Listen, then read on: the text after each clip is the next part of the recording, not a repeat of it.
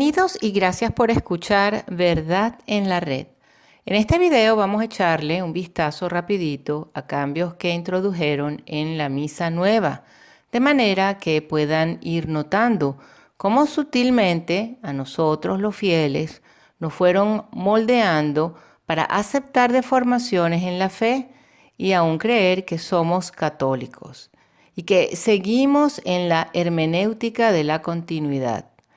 Y al final veremos la gran mentira que hay con respecto a la comunión en la mano y los ministros extraordinarios. Primero, echémosle un vistazo a este video. Lo primero que notamos es que el sacerdote Nobujordo sale de la sacristía con el celular en la mano y luego de genuflectar delante del tabernáculo, le da la espalda a Dios. ¿Cómo le gustaría a usted que lo saludaran con un beso y luego le dieran la espalda y solamente le pusieran atención al resto de la gente? ¿Lo ignoraran el resto de la reunión o de la visita? Ahora vemos al laico que va a hacer la oración, la primera lectura y muchas otras oraciones e inclusive le lee el evangelio al sacerdote.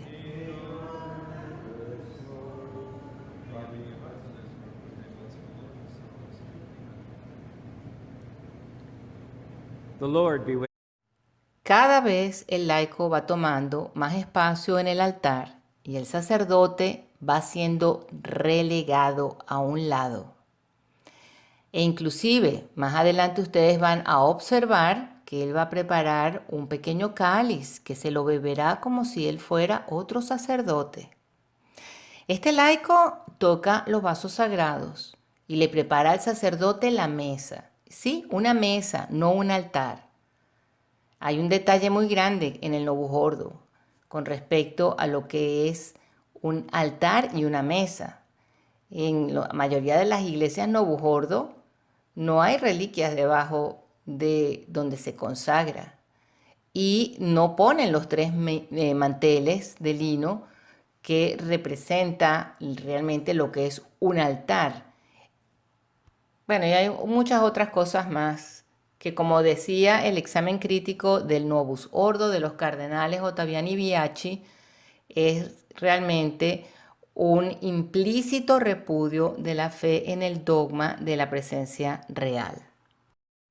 Tal vez ustedes no lo saben, pero de 1273 oraciones del misal antiguo, 669 de las oraciones del rito romano tradicional han sido eliminadas de la liturgia moderna. 307 fueron editadas de alguna forma antes de su inclusión. Se ha eliminado el doble confiteor. Ustedes saben, el yo pecador. Primero lo rezaba el sacerdote solo y luego lo rezaba el resto de las personas. Esto distinguía al sacerdote de los fieles. En la nueva misa todos rezan juntos el yo pecador, el del sacerdote en común con el pueblo, y todo favorece a lo que siempre dijo Lutero, el rechazar la enseñanza católica de que el sacerdote es juez, testigo e intercesor ante Dios. De esta manera, el sacerdote es un hermano más entre los fieles y todos se vuelven hermanos. Ahora, esto está picado, ya el sacerdote consagró y ahora el laico participa en esa pequeña elevación junto con el sacerdote del cáliz. Y vemos que el sacerdote le da la comunión y lo hace beber de ese pequeño cáliz que tenía reservado aparte, que consagró. Ahora viene la comunión y todos reciben la comunión en la mano y beben del pequeño cáliz del que se le dio al principio al laico.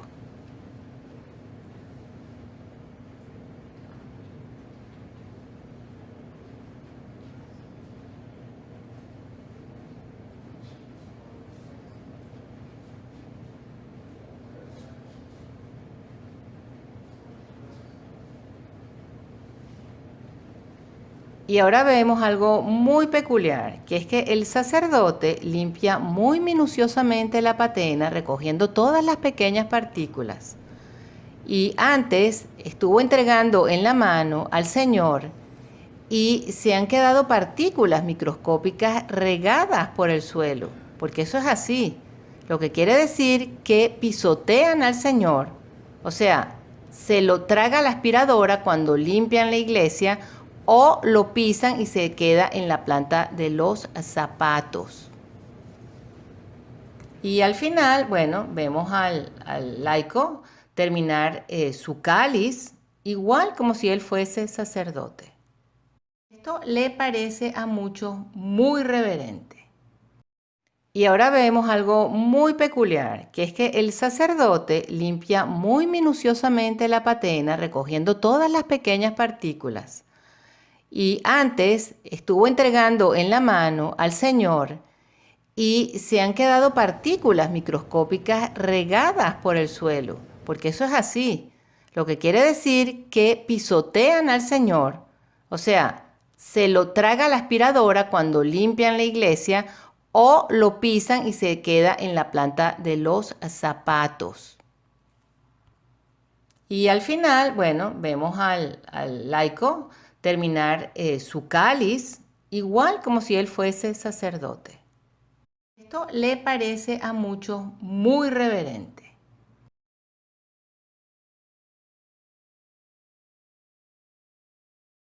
Otra oración que cambiaron fue el Gloria.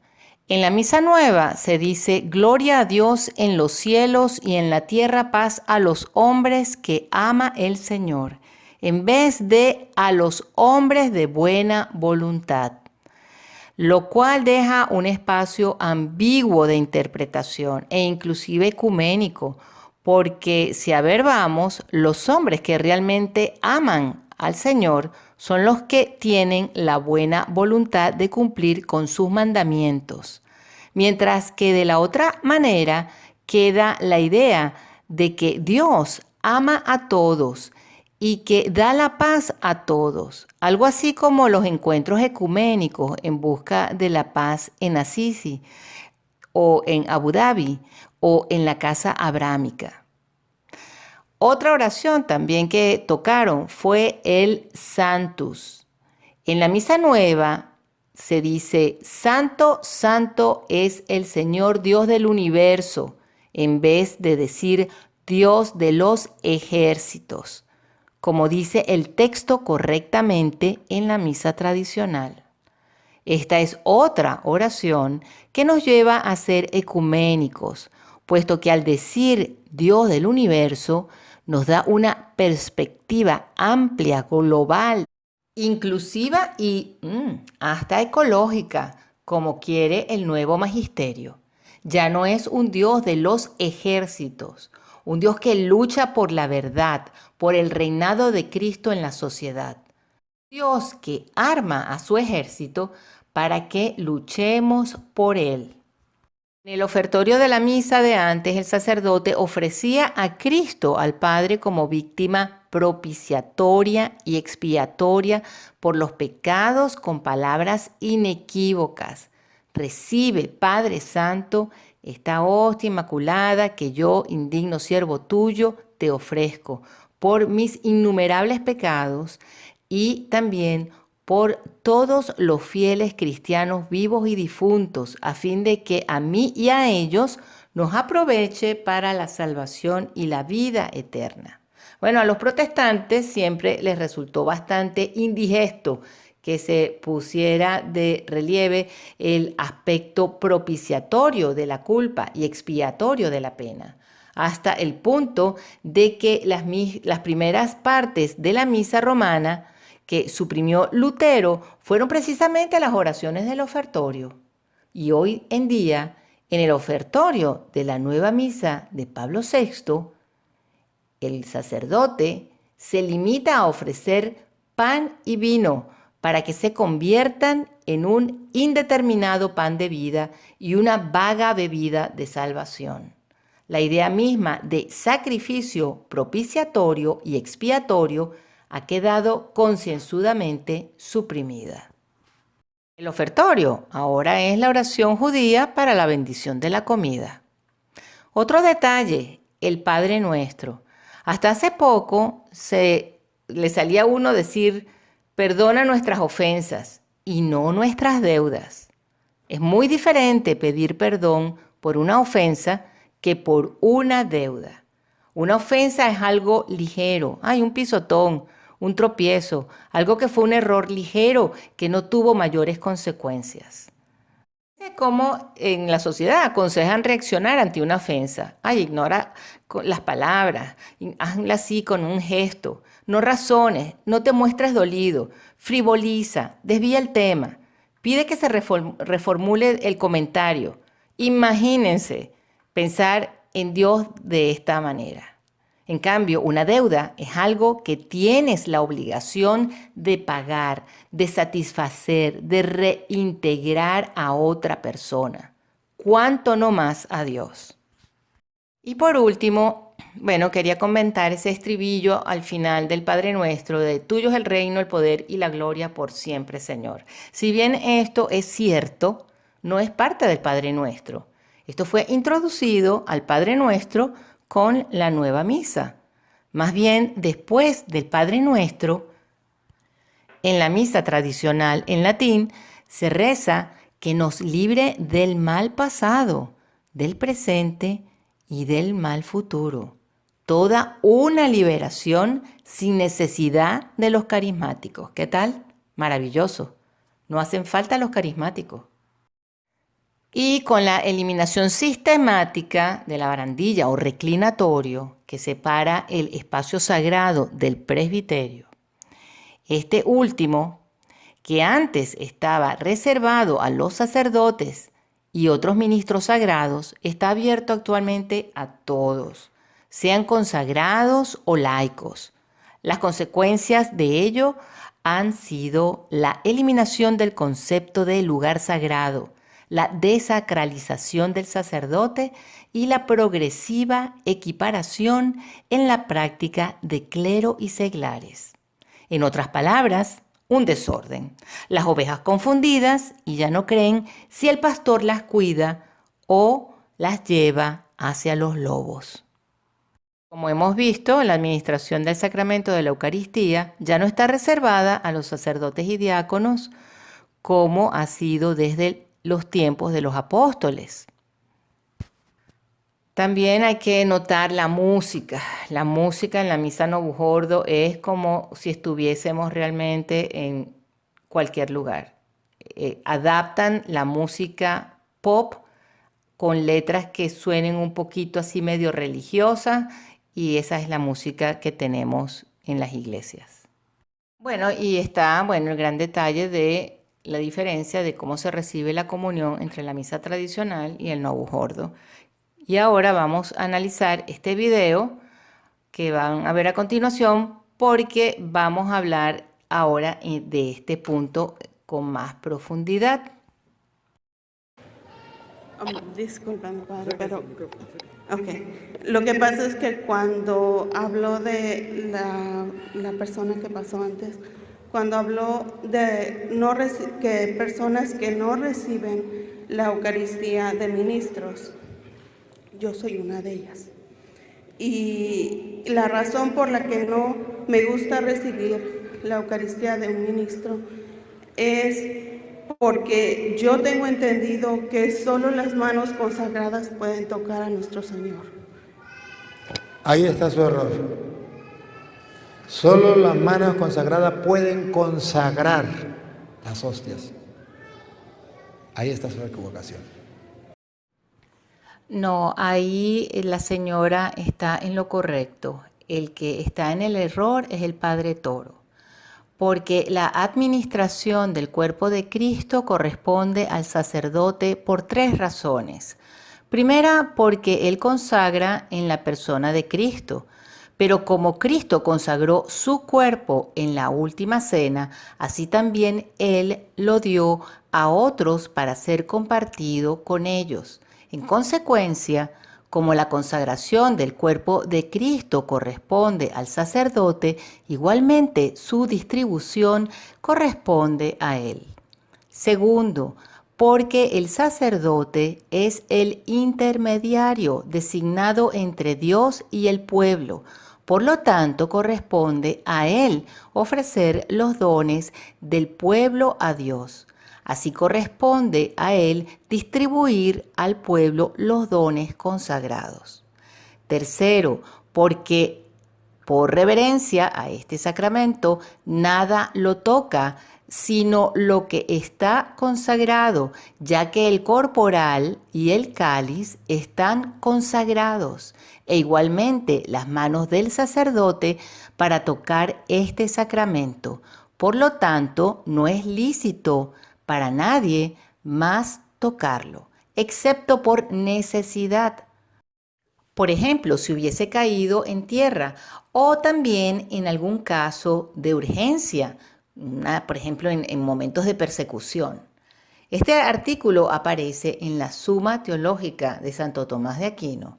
Es la pregunta 82. La Iglesia siempre, tradicionalmente, ha tenido la enseñanza de que solo los sacerdotes pueden tocar la sagrada hostia y que las manos del sacerdote están consagradas para ese propósito y que ninguna precaución es demasiado grande para salvaguardar la reverencia y evitar la profanación. Esto había sido siempre así y esto sigue siendo así en la misa tradicional. Pero por tener, hay veces que no se necesitan los ministros de Eucaristía y aún se usan, porque son ministros de Eucaristía extraordinarios. Ahí sí tiene usted razón, de que los ministros extraordinarios son en casos extraordinarios. El ministro ordinario es el sacerdote, extraordinario es en momentos extraordinarios. No es correcto que el sacerdote se siente él y ponga a los ministros extraordinarios a repartir la comunión. Son ministros extraordinarios. Pero sin embargo, si es ministro extraordinario y el sacerdote lo coloca a repartir la comunión, él no tiene la culpa la tiene el sacerdote. Porque él se sentó y mandó al laico. Y usted tiene que recibir la comunión porque usted no va a recibir al laico. Aquí el padre tiene razón, pero sin embargo continúa siendo ambiguo, porque si en verdad reconoce que el sacerdote se pone flojo y no entrega él mismo la comunión, sin embargo continúa apoyando este error. El obispo Fulton Sheen escribió una vez que tanto los hombres como las mujeres son esclavos de la moda, pero con esta diferencia. Si las mujeres son esclavas de la moda en el vestir, los hombres son esclavos de la moda en el pensar. Y de la manía y de la moda, que fueron el orgullo y la alegría de muchos hombres de Iglesia post-Vaticano II, bajo el pretexto de volver a la Iglesia más participativa, surgió la idea de involucrar a los laicos en la liturgia. Los laicos comenzaron a leer la epístola y el nuevo responsorio de Salmos. Condujeron a las tediosas oraciones de los fieles. Oremos al Señor. Señor, escucha nuestra oración. Usted tiene que centrar la mirada en que usted va a recibir la comunión, el cuerpo de Cristo que está en las manos de ese hombre o esa mujer que se la va a dar a usted, que está consagrado. ¿Cómo sé que está consagrado? Porque un sacerdote de manos consagradas la consagró y usted la va a recibir. Bueno, aquí el padre está equivocado, porque los ministros extraordinarios no son consagrados, ni que vengan de la renovación carismática donde le ponen las manos a todo el mundo. El ministro extraordinario recibe una instrucción, no una consagración. Lo que recibe es instrucción. En el libro de James Demers, The Last Roman Catholic, él escribe: de los responsables por la falta de belleza en la Iglesia, ninguno es más culpable que los ministros laicos de hoy. La conducta fuera de lugar de estos laicos superficialmente entrenados introduce en el santuario una pomposidad que es tan desconcertante como deplorable de observar. Los laicos dando la comunión, la Santa Comunión durante la misa, hubiese sido considerado un acto impensable de sacrilegio e irreverencia hace años atrás, hace siglos atrás. Pero ahora los laicos administrando el Santísimo Sacramento son cosa habitual de ver regularmente en las iglesias, en las parroquias del Nuevo Gordo. Y muchos católicos no lo ven mal, probando que los hombres pueden volverse insensibles a esta profanación. No recibirla es usted misma disminuir su fe, apagar su fe, ir volviéndose enana en la fe. Porque si usted cree que Jesucristo está ahí, usted dice, no me importa quién me lo dé. Lo importante es que ahí está mi Señor y yo lo recibo. Y lo recibo a Él de mano de esta persona. Es un ejercicio de fe que se hace. Y cuando usted lo recibe de un laico y hace el ejercicio de creer que ahí está Cristo, entonces su fe se acrecienta más. Porque a pesar de que lo está dando un laico que usted lo conoce, y a lo mejor es un pecador y usted lo conoce, pero usted dice, a pesar de que sea un pecador, Cristo está ahí en la hostia. Si usted la recibe, entonces usted está haciendo un ejercicio de fe muy grande y usted va a crecer cada día más en fe.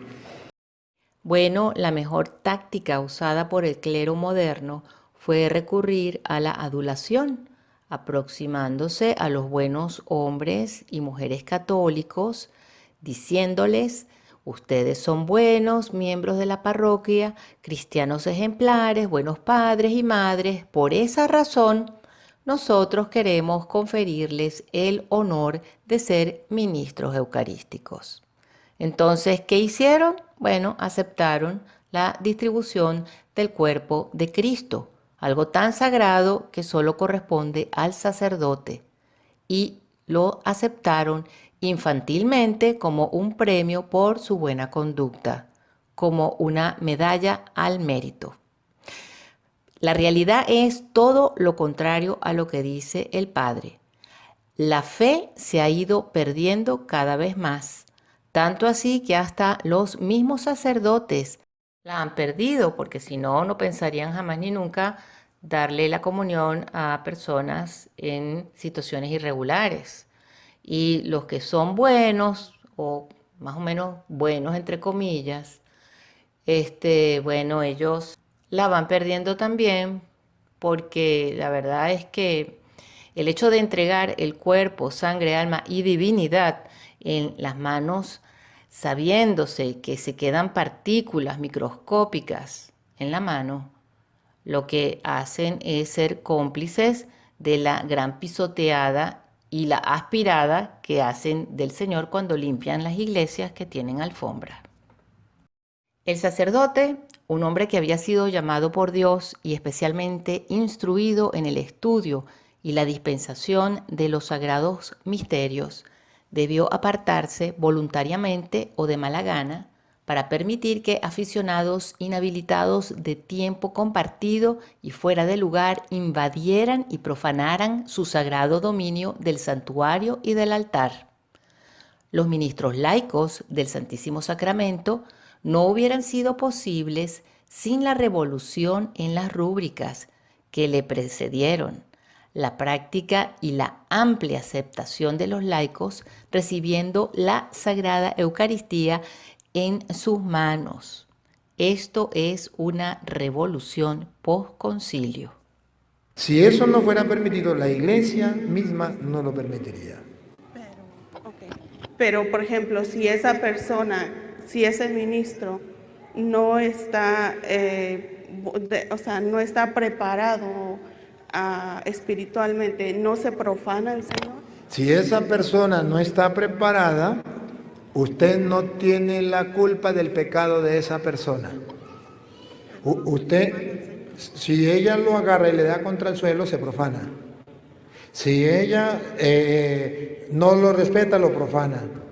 Pero si ella da la comunión y no está preparada, no lo profana. Lo profana si no lo trata como debería tratarle. No hay respeto. Si lo agarra como si fuera cualquier cosa y no lo respeta, sí, le está faltando respeto al Señor. Pero profanarlo sería otra cosa muy distinta. Ahora, ciertamente el sacerdote tiene un compromiso, formar a los laicos ministros extraordinarios, para que no suceda lo que usted está diciendo, porque sí está sucediendo. Y me alegra que usted lo diga, porque dentro de la iglesia hay ministros extraordinarios que no le respetan a Jesús, no respetan a Jesús, y es culpa del sacerdote que no formó a ese laico. Y el sacerdote es responsable por eso. Pero el culpable es el sacerdote, no es usted. Usted simplemente va a recibir a Cristo. Y si cualquier cosa, usted tiene que hablar con el sacerdote y decirle, mire, esta persona no está preparada. ¿Por qué no le dan un curso, una enseñanza para que sepa lo que está haciendo? Ese es el deber ser. Bueno, vamos a ver, porque aquí no es así como dice el padre, que tiene un permiso y que todo fue así maravillosamente aprobado. Eso no fue así. Este es un abuso ilegal que está bien arraigado como costumbre local. Inclusive el Papa Juan Pablo II, quien cumplió al menos el papel de intentar refrenar el abuso, fracasó completamente. Él hizo una carta que se llama Dominice Cenae del 24 de febrero de 1984, donde el Papa reafirmó la enseñanza de la Iglesia afirmando lo siguiente, y cito, tocar las sagradas especies y administrarlas con sus propias manos es un privilegio de los ordenados. Y cierro cita. Pero por alguna razón, este documento de 1980 no contenía ninguna amenaza de pena para aquellos laicos, sacerdotes u obispos que ignoraran el pedido del Papa. Una ley sin penalidad no es una ley, es una sugerencia. Y esta carta del Papa Juan Pablo II ha sido tomada como una sugerencia muy molestosa, por cierto, y desatendida por la jerarquía del clero. Más tarde, en el 21 de septiembre de 1987, y por los canales debidos, el cardenal prefecto de la Congregación para los Sacramentos envió una carta a varias conferencias episcopales, incluyendo a los obispos de cada región, sobre el tema de los ministros extraordinarios.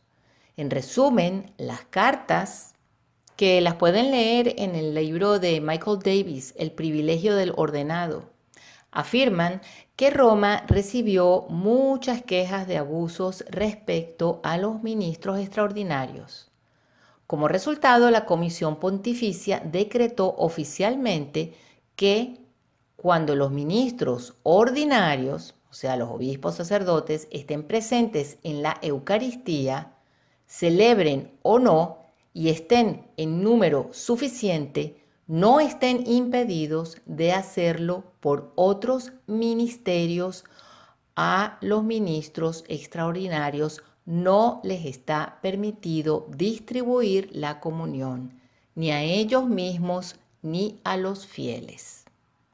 Esta decisión también ha sido totalmente ignorada, como lo serán todos los reglamentos que provean una concesión. Por eso es tan peligroso esto nuevo de la bendición de aquellos que están en relaciones irregulares. Lo que comienza como una excepción, una sugerencia, va a terminar siendo la regla. Ahora, hay otro documento del año 1969, o sea, anterior a Juan Pablo II, que se llama Memoriale Domini. El 28 de mayo de 1969, el Papa Pablo VI promulgó este documento que afirma lo siguiente. 1. Los obispos de todo el mundo estuvieron abrumadoramente en contra de la comunión en la mano. 2. Debe conservarse la forma tradicional de dar la Santa Comunión. Esto quiere decir que el sacerdote coloca la hostia sobre la lengua de los comulgantes. 3. La comunión en la lengua de ninguna manera disminuye la dignidad del comulgante. 4. Cualquier violación podría conducir a la irreverencia y a la profanación de la Eucaristía, tanto como a la erosión gradual de la correcta doctrina. 5. El Supremo Pontífice juzgaba que la antigua forma de administrar la Sagrada Comunión a los fieles no debía cambiarse. La sede apostólica, por lo tanto, urgía a los obispos, sacerdotes y pueblo observar celosamente esta ley. Entonces uno podría preguntarse, bueno, ¿y cómo es posible que esto se haya extendido así, de esa manera? Bueno, basándonos en un escrito del señor John Venari, que en paz descanse, gran luchador contra todos estos abusos, nos explica lo siguiente, que esto se puede ilustrar con la historia de la respuesta de los obispos canadienses a Humane Vitae, la cual reafirmó debidamente la enseñanza de la Iglesia contra la contracepción. Pero cuando fue promulgada, hubo una marea de oposición por parte de los sacerdotes católicos y de los médicos. Los obispos canadienses escribieron una carta pastoral supuestamente apoyando dicha encíclica, pero en ese documento los obispos usaron una curiosa frase, y cito, normas para un disenso lícito. Esta frase da la impresión que podría haber lugar para que los católicos rechazaran legítimamente Humane Vitae. Así, sabiéndolo o no, sabotearon su propia carta pastoral, dando simultáneamente luz roja y verde al rechazo de la encíclica del Papa. Luego que un vasto número de católicos rechazara la mencionada encíclica basándose en la carta de los obispos canadienses, pues el resultado fue que estos obispos débiles, estos sacerdotes mediocres, pues se dejaron presionar por la molestia que había causado en la población católica. En vez de ser realmente padres, pastores y guías para saber explicar y hacer reforzar esta ley tan importante. Y esto fue lo que pasó, algo parecido fue lo que pasó con la comunión en la mano. Fue una época muy revuelta y el documento contenía su semillita de destrucción, porque la instrucción decía que donde el abuso ya se había establecido firmemente, podría ser legalizado con una mayoría de 2/3 en una votación secreta de la Conferencia Nacional de los Obispos, a condición de que la Santa Sede confirmara su decisión. Bueno, esto cayó en manos de los liberales y debemos notar que la instrucción decía, cito, donde el abuso ya se hubiera establecido, cierro cita. Más tarde, todos los países cayeron en esa categoría. Naturalmente, el clero liberal de otros países concluyó que si esa rebelión podía ser legalizada, por ejemplo, en Holanda, como fue de donde nació esto, podría ser legalizada en cualquier parte. Ellos imaginaron que si ignoraban la encíclica Memoriale Domini y desafiaban la ley litúrgica definida de la Iglesia, esa rebelión no solo sería tolerada, sino eventualmente legalizada. Eso es exactamente lo que ocurrió y es por eso que hoy en día tenemos la comunión en la mano y a los ministros extraordinarios, que ya no son, como dice la señora del video, extraordinarios, sino más que ordinarios, porque se ven en todas partes y inclusive cuando apenas hay unas poquitas personas en la iglesia.